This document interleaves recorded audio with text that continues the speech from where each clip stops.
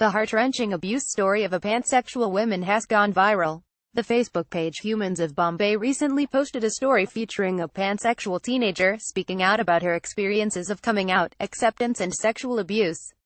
A spin-off of the successful Humans of New York page, Humans of Bombay has become hugely popular, and currently has over 700,000 fans. Despite this huge audience, the Mumbai woman was brave enough to share details of her years-long experience of sexual abuse, as well as her coming-out story. "I'm pansexual, which means I'm attracted to all genders," the woman, who did not give her name, as is common on the page, explained. "I am also genderqueer. On some days, I'm more masculine and on others, I'm more feminine, but on all days, I'm very queer," she added. "I often questioned if the queer part of my identity was because of the abuse, but after years of psychotherapy and intensive healing, I realized I didn't choose to be queer. It's inherently a part of me." She described how deeply this abuse affected her and her perception of other people. "For the longest time, I feared men and experienced overwhelming anxiety, but I'm not afraid anymore because I know that the fault was never mine," she said.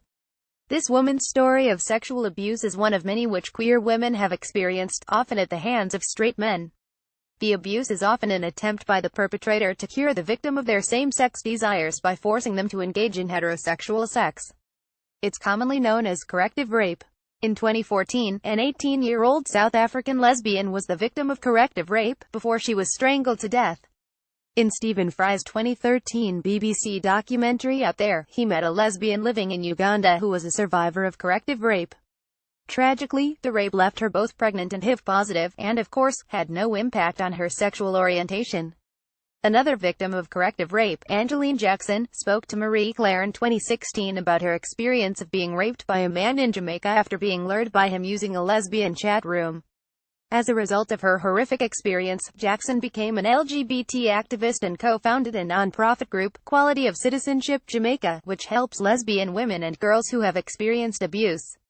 A study conducted in 2010 by the CDC found that 44% of lesbians and 61% of bisexual women experience rape, physical violence, or stalking by an intimate partner, compared to 35% of heterosexual women.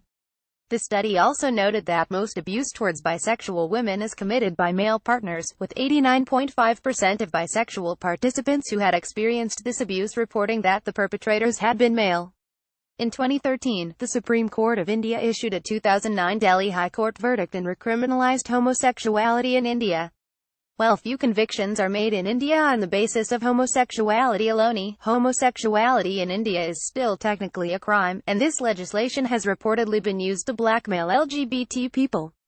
Despite her abuse and the environment in which she lives, this Mumbai woman's post, which has garnered over 5,600 likes and 174 shares, ends on a hopeful note.